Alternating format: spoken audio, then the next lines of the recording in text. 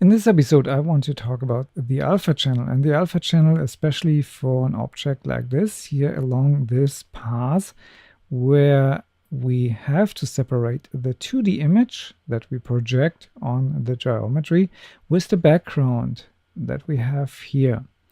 And so there's of course a question how we do this and which quality should it have and what is finally exactly to do. Should we have a hard edge here or a soft edge and so on. I want to help you to decide this for your project. I don't want to give you here the one and only method, but I want to give you the idea how to estimate this. In this picture here, I have done a rendering with depth of field. And of course, when you see here such a soft edge in this area, and we see a very hard edge in this area, that is of course something that needs to play along in the whole picture. And in this way here, we shouldn't have here a soft alpha channel to get this effect. That should be rendered, because in the moment the camera moves, we need something else in this area here. Okay, so when we take images for our projection, and I will talk about this in detail later on, we shouldn't use a depth of field that is maybe just from this point to this point, very sharp, and then from here it goes really blurry and here it is completely blurry. That wouldn't work at all, and I wouldn't suggest that, because in the moment you have baked in shallow depth of field blur or depth of field blur, then you would have something that gives it away when the camera moves maybe more than you have intended in the first place, where you thought, okay, I have that blur already in it, I don't have to render it all the time. Everything is possible. I don't want to say it's not possible, but keep an eye on that. So we have to talk about alpha channels, how to create an edge like this. And I can say from the start, to just use the geometry is in pretty much any case a very bad idea. Because in reality, we don't have these super hard edges. And now you will say, oh, I have a lot of objects that have a very clear edge on that. The truth is that, and I go maybe a little bit too far at the moment, when we have here our eye, and I have a top view here, and we have an object like a soda can or so. Every time our eye has nearly a tangential touch on a surface, we have at that point nearly 100% reflectivity. Of course, when there's a big rough area, then that will not show up in the way we think. But anything that has this Fresnel effect, or Fresnel as some people like to say or hear it, then we have here something that is very shiny. And this gives finally then anything that is in the background very bright the option to be reflected in it. And so we have in this small point exactly here a lot of different information, finally, light, so to say. And exactly this happens even in photography when we take an image and we have the background and the foreground not on the same distance, which is of course by definition not the case. And then we have always a little bit light mixed here on the edge. And I can show you that. Let's have a look here to bridge. And I have opened this here already. Here we can see it's very sharp. And this is a standard image. It's nothing where I have just tried to get it blurry. You see here f8 is normally the sweet spot where I have a lot of sharpness in the picture for a certain distance, so a good depth of field. But the edge here is relatively blurry, and then it gets more and more sharp. So should we get exactly this effect here? I'm not really certain if we should do this to that extent. We should have a very soft edge here, so the pixels becomes mixed, but not so far that we have here already in depth of field blur effect when it goes out of the sharpness area. It's always a little bit try and error, of course, to get exactly the right amount there. And what I want to discuss as well, sometimes it's not even a good idea to use the alpha channel information directly from the projection camera. And I'll show you that on a very simple example. So let's get started with that. For this example here, I've used several of these alpha channels just with different blurs to get a wide variety. And we can open just this image in Photoshop, and I do this here. And what I have done here is, of course, just to paint it around this area with just a brush, nothing very specific. And on the end, I had then this image here. I have flattened it because I painted here on a layer. And when I flatten this, I get rid of all the other information. And then I use curves here. And the curves has a very specific function in my pipeline. And I want to show you that here with a new file. And let's do that a little bit smaller here. Okay, so 16-bit, and I want to have grayscale here, and I do not give too much attention to the color profile here. That should be fine for the example. So I want to have it, of course, as big as possible. And then I go here to my gradient tool, and I go here just in this way. So what is the gradient for? The gradient is now exactly where I have normally my mask. When I take here a brush and a very soft tip, I make that just bigger. So when I paint here, then I have normally exactly from here to here a gradient. And this gradient is exactly where the mask would be very soft in this way, or what I like to do, and that is my introduction, when I go here just to my adjustments, to curves, I can do this also with an adjustment layer, but for the sake here of that tutorial, I can go then here and change exactly in the way I want to have the width of that. So I can do this in this way, or just with two spots here. I could even use the levels, and I can move then the border of the mask to the inside or to the outside. Very simple here, and that gives me the chance to just have always control about the softness of this alpha channel. Of course, not from the foreground to the background, and in the background a little bit softer or harder, whatever you like. It's, of course, for the whole picture at once. And when I use adjustment layers, I could make masks, of course. This is up to you, but you have really a huge control now over that edge here, and you can adjust this. If you just paint it black and white, that is gone. But it's easy to re-establish just by blur the picture, as you have seen it in the last one, and then go into it. So just go here and grab whatever you like with the hand tool, which is a wonderful tool. Okay, just that as example. If you see me working in that way, you know now exactly what I'm doing. And in this way, I have adjusted here exactly the same way this image here with the curve. And this image here is then saved and used here in my picture, in my material. And here I have my alpha channel in it. Alpha 3, I have called this one here. And so let's render this in a standard rendering. And I go here back and load then alpha 2, which is a little bit softer. And I want to show you the differences here now. Render this again. Open up here my frame. Go here to my sidebar, and you see here tons of pre-renderings. And I go here, of course, then in compare mode. But first I have to specify what I want to compare, A and here B. And I need this comparison here, of course, in this way. And I should have rendered this bigger, but you get the point very fast when you go here along. This is too soft here. This is maybe just right.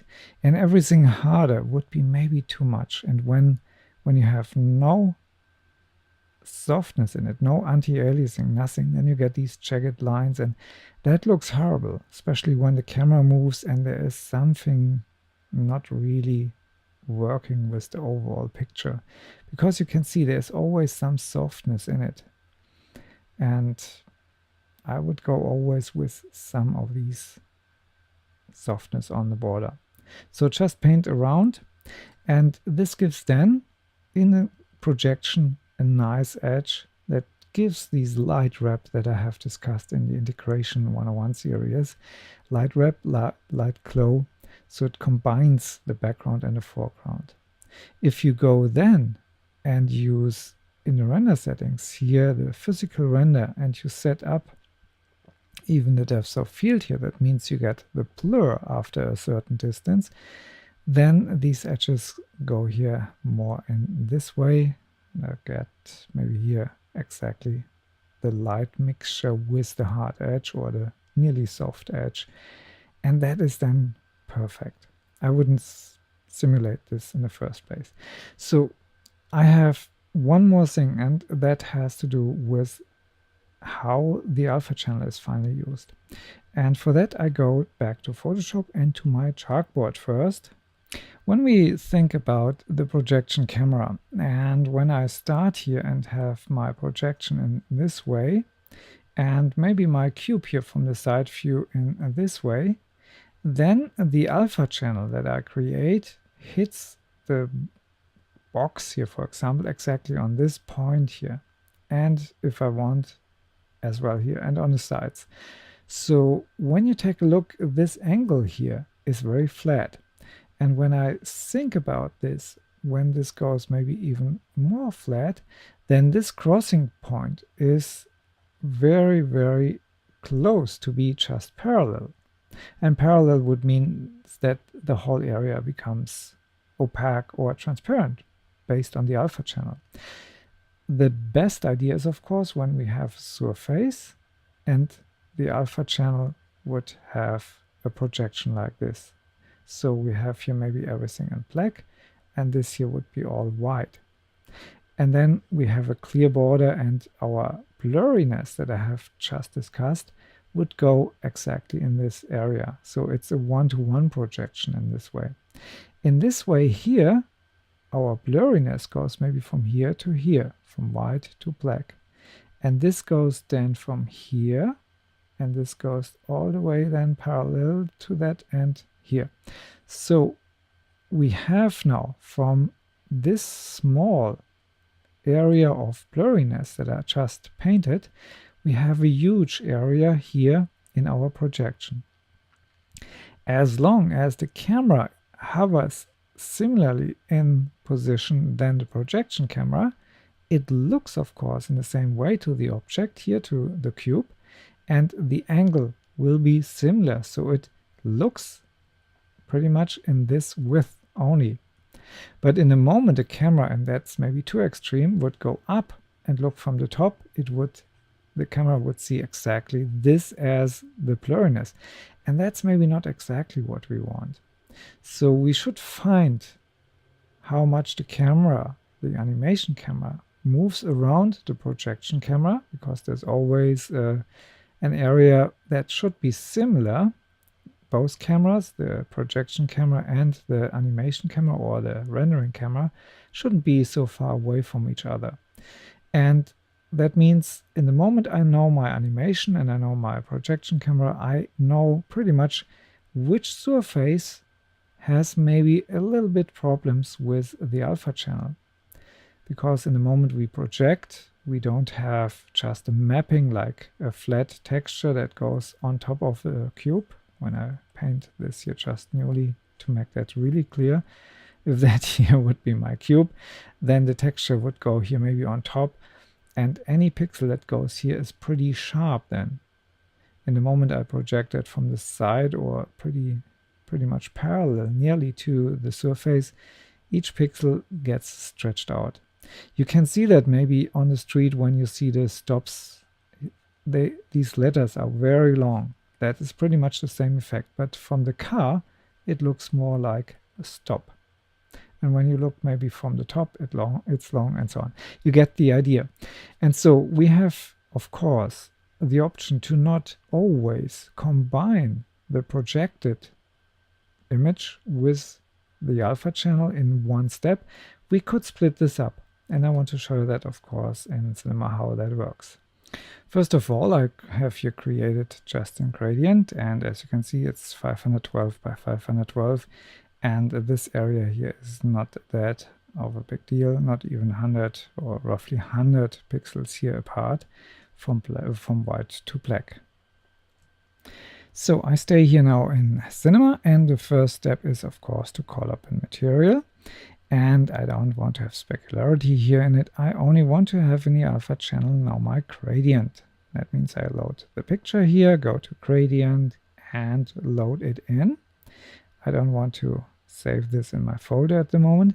And that's pretty much all. I have here in white material now, or in white color. That should do it for the first time. So when I go now here to call up a plane, then I can drag this material on top of that, and I will see immediately a result here. So I have a white seam here. That's the starting point of the tile here. Sometimes it goes away, sometimes not.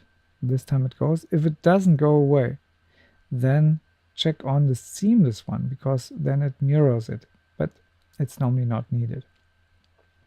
Okay, the next step here is, of course, we wanted to see what happens finally when we rotate the whole texture. That means when the angle in the way it is projected to the surface is a different one.